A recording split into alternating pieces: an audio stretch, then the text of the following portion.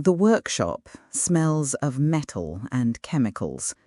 A single, dim bulb throws a tired cone of light across a heavy iron vat.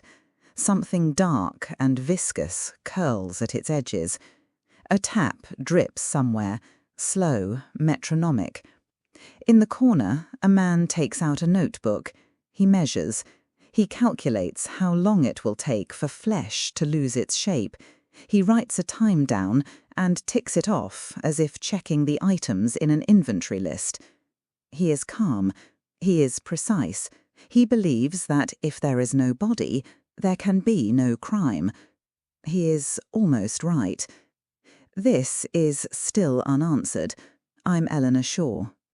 Welcome to our deep dive into one of Britain's most unsettling murder cases, John George Haigh, the man who became known in the press as the acid bath murderer of the 1940s. Over the next hour or so, we'll walk through the life, the crimes, the investigation, and, crucially, the questions that remain. Was he a calculating fraudster who weaponized chemistry to erase his victims? Was he a psychotic visionary driven by compulsions and fantasies, or somewhere in between? Those are the kinds of things that keep me awake and keep this podcast going.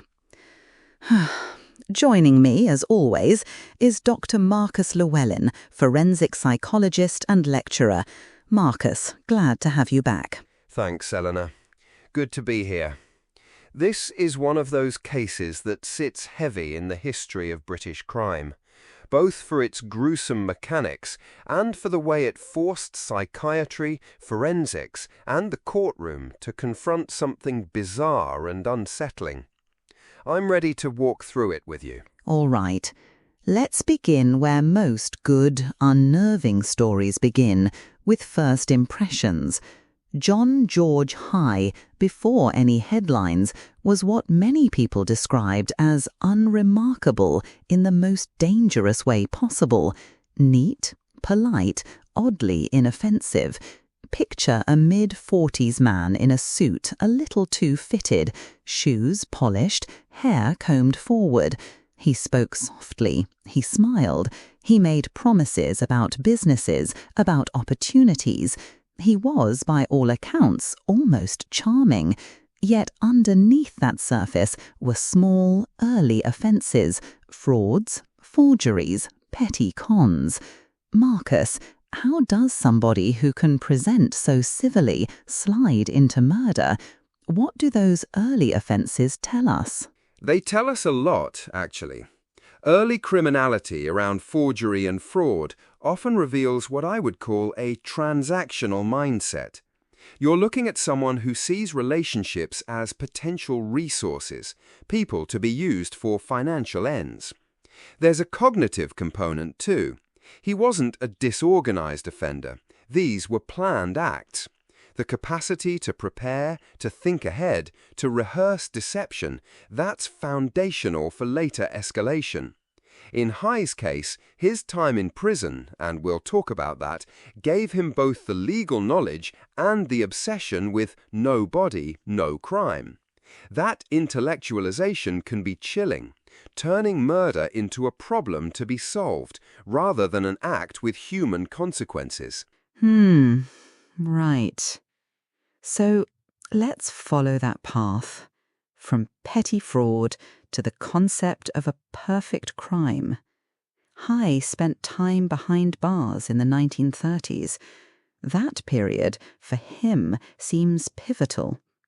In prison, he studied law, or at least dabbled in legal texts, and he fixated on the idea that without a corpse, it would be almost impossible to convict someone of murder. He read about chemistry too. He learned about acids. And then, as the story goes, he began experimenting. A small animal in a jar. He watched it vanish in acid. He took notes. He found a method. The experimentation is key. A lot of modern serial offender profiles emphasize testing behaviors, small acts to see what works. He wasn't just fantasizing, he conducted physical trials. That suggests practical problem solving, not purely psychotic or impulsive behavior. Of course, later accounts, some of them from Haigh himself, add theatrical elements. He claimed dreamlike urges involving blood, even cannibalistic fantasies. But the presence of experiments with animals points to methodical learning. He wanted to know the limits and the possibilities of his plan. We get our first confirmed step into murder when someone he knew, not a stranger, puts their trust in him. People trusted John Haigh the way you sometimes trust someone with a business proposition or a property arrangement. He cultivated that trust. In one case, he took an acquaintance to what was, for the victim, a meeting about investment. The conversation turned. The man was attacked, then taken to that workshop. The body went into the vat, he dissolved it.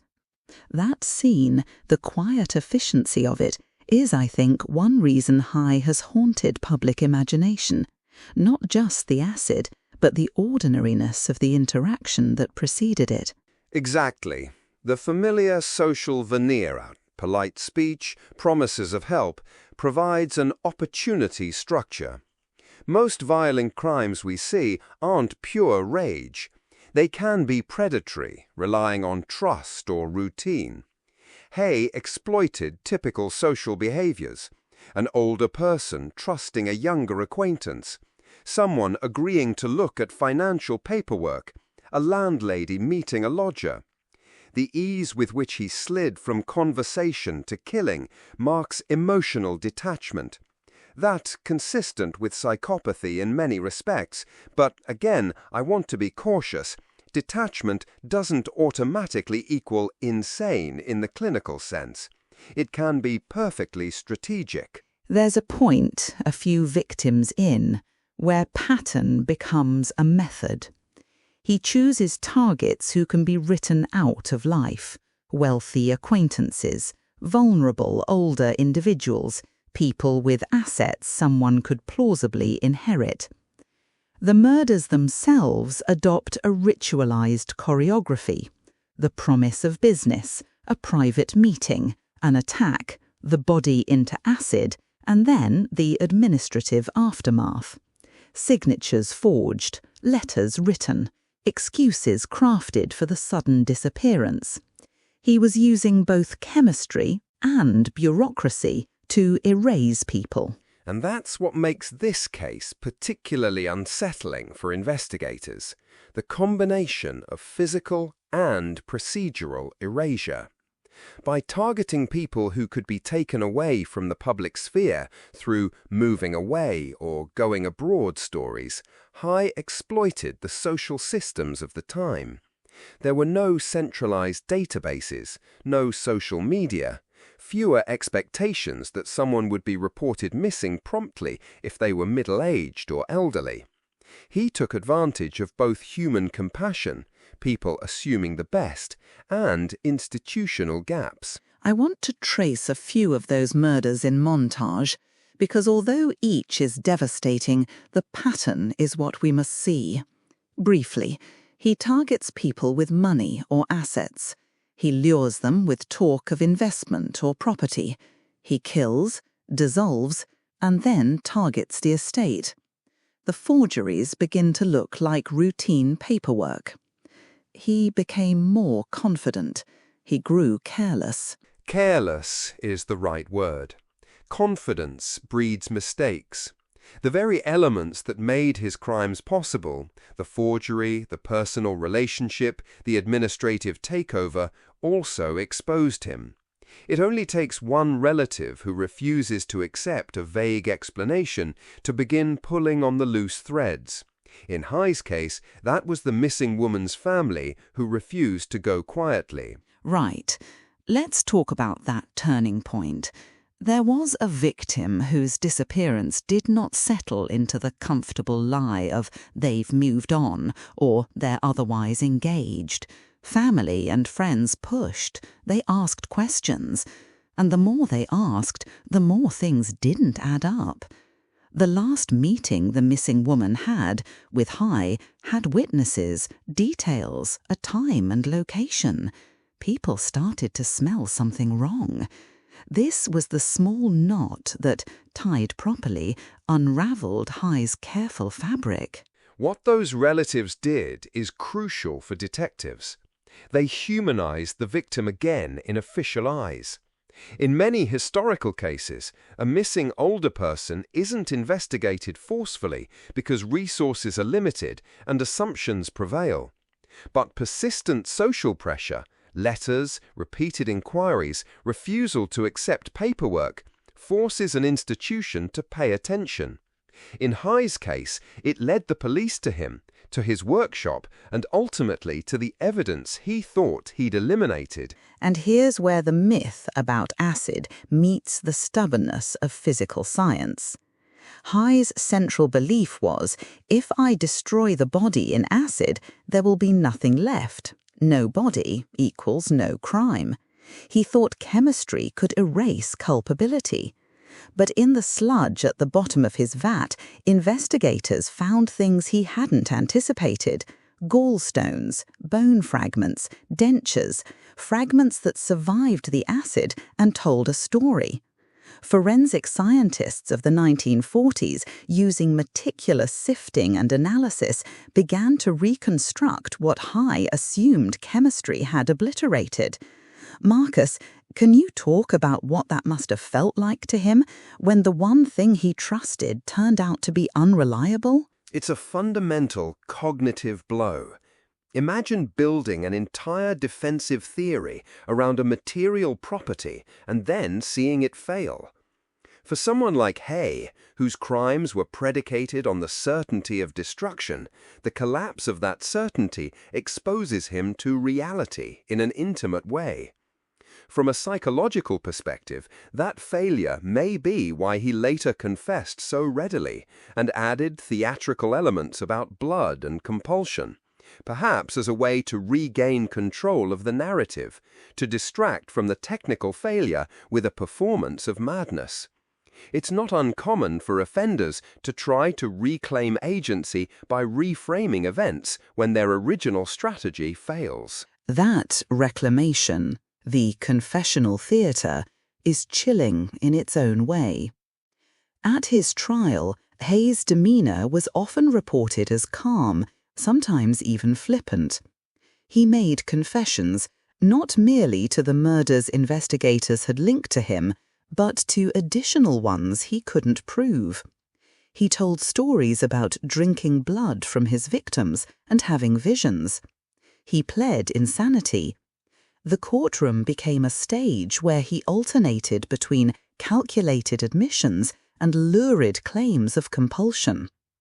It's not uncommon for offenders to try to reclaim agency when their original strategy fails. Which forces a real clinical question. Is he embellishing to sell a narrative? Is he trying to convince psychiatrists of madness to avoid capital punishment? Or was there genuine psychotic material? The psychiatric evaluations at the time concluded he was not insane in the legal sense. They saw a man with certain pathologies, yes, but with clear understanding of his actions and motivations. Modern readers sometimes mistake theatrical confessions for symptoms of psychosis. They can be, but they can also be manipulative performances designed to influence legal outcomes. At the time, the jury saw a man who had, by admittance, if not full accounting, killed several people, and then gone to extraordinary lengths to erase them. The judge and the public were horrified. He was convicted, the insanity defense rejected, and he was executed.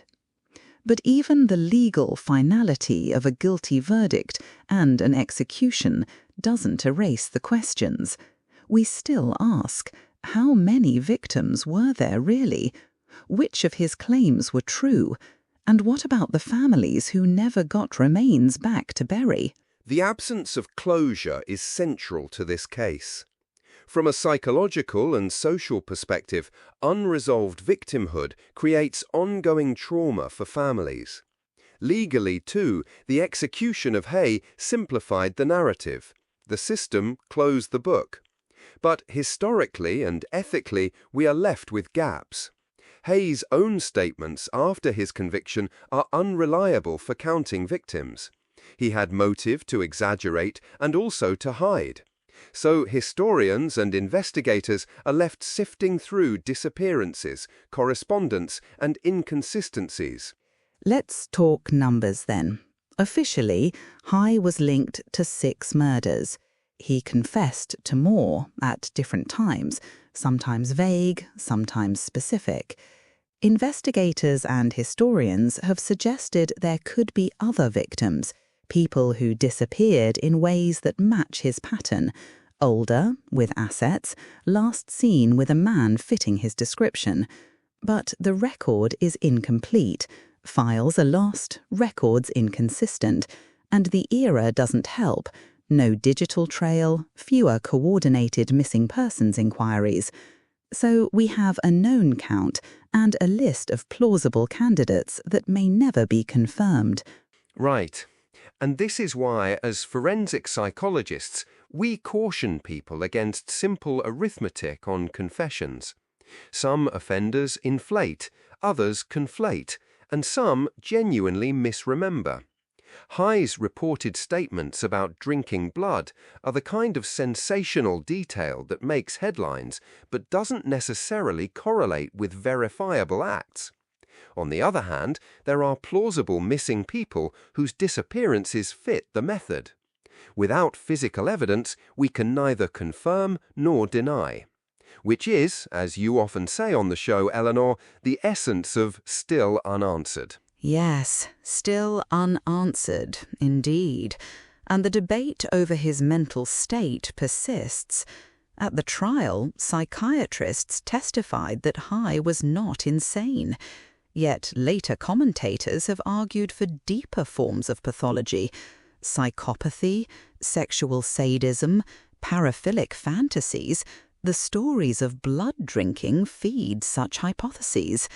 Marcus, how do we even begin to weigh those possibilities without modern diagnostic tools and without Haigh's own reliability? Marcus, how do we even begin to weigh those possibilities without modern diagnostic tools and without Haigh's own reliability? We begin by triangulating behavior, history, and contemporaneous clinical observations. He displayed classic traits associated with psychopathy: superficial charm, lack of remorse, deceptive behavior, and instrumental violence. Those point toward a primarily calculating personality disorder rather than schizophrenia or a florid psychosis. The blood drinking claims could fit sadistic fantasy or could be a performance aimed at shock value. Importantly, psychopathy wouldn't necessarily impair his cognitive ability to make plans. In fact, it often enhances instrumental crime. So the psychiatric conclusion at the time that he was sane, meaning legally responsible, is consistent with the behavioral record. That's a cold but accurate summary. But I want us to sit with something uneasy: the performative confessions. He told tales of dreams where he became an executioner. He said he had to drink blood to maintain control. Even if those claims were theatrics, they shaped public perception, and they shaped a myth that survives. The public likes a simple monster. But the real Haigh resists simple categories. He is both banal and monstrous, methodical and theatrical. That elusiveness is what makes him a fitting subject for this podcast. And it raises ethical issues about how we remember criminals. Media sensationalism tends to amplify the most grotesque details, sometimes overshadowing victims. As a clinician, I insist on resisting that pull. focus on systems that allowed the crimes, on the victims' lives, and on how legends can distort real patterns.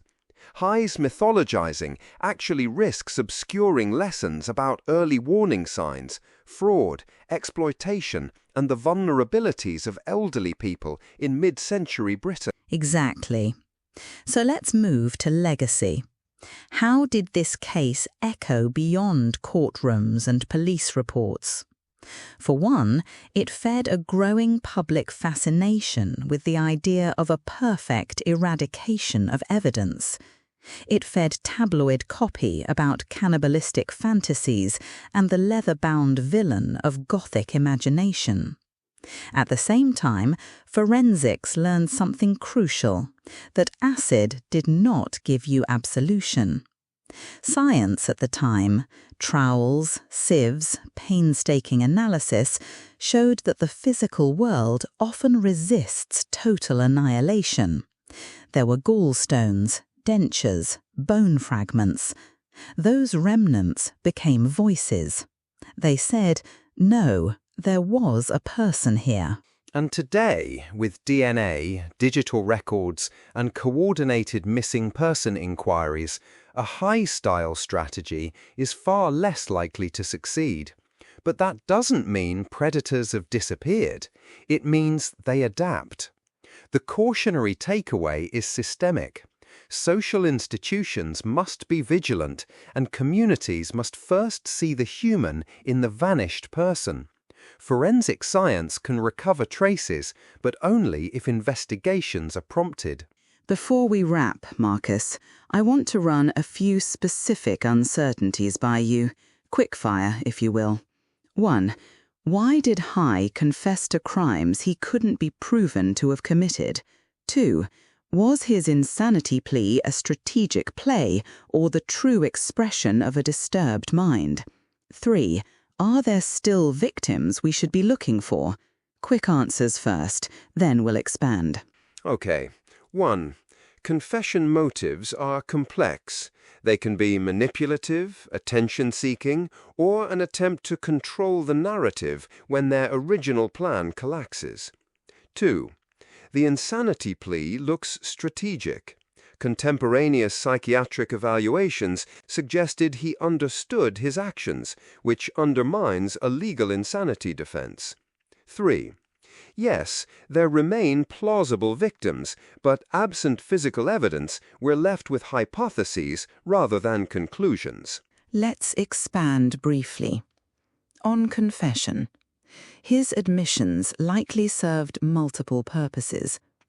To the court, a chance to appear theatrical and unsettle proceedings. To the public, an immortalized infamy. And perhaps to himself, a way to translate technical failure into mythic motive.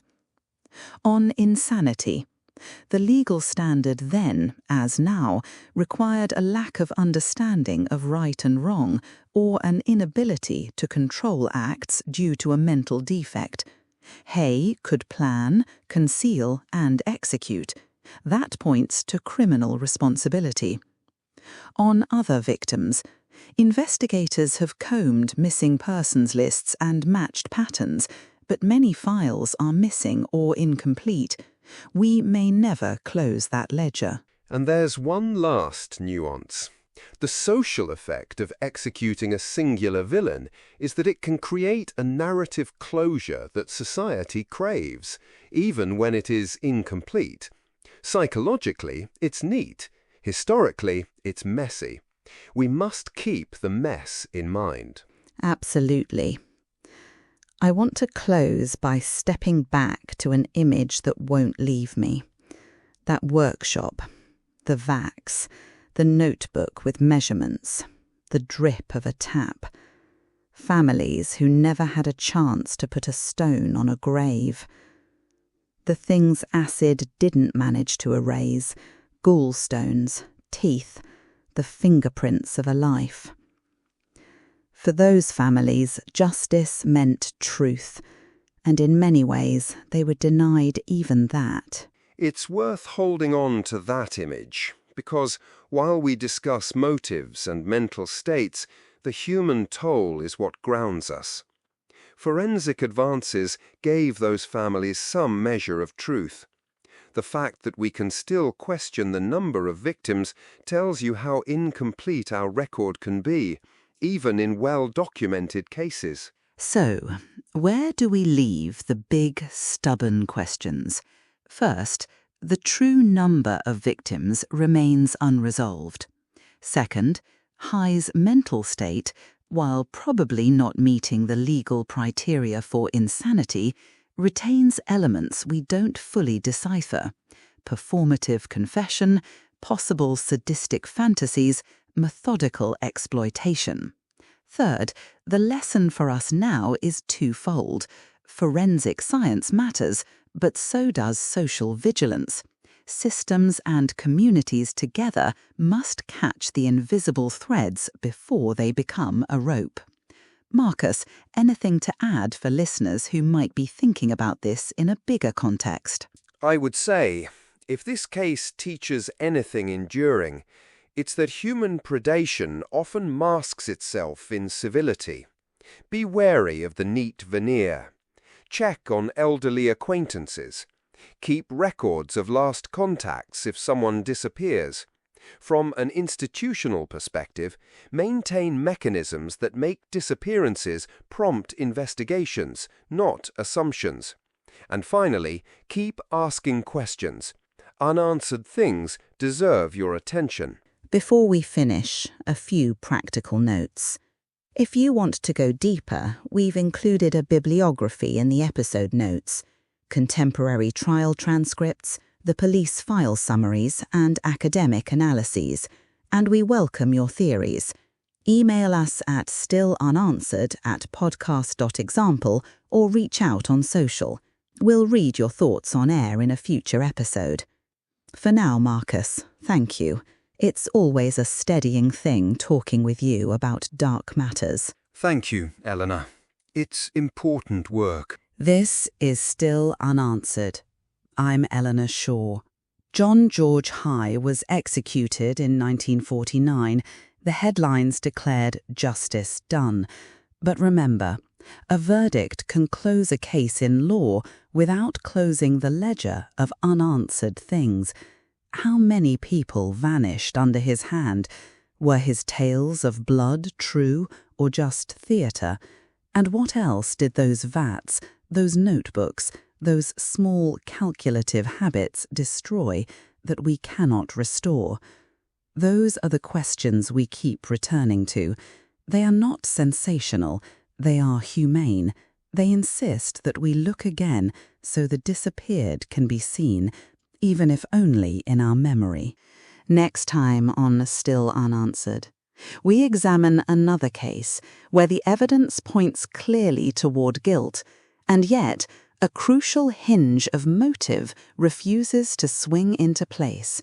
Until then, take care of each other, and for the love of plain, inconvenient humanity, check on your neighbours. Good night.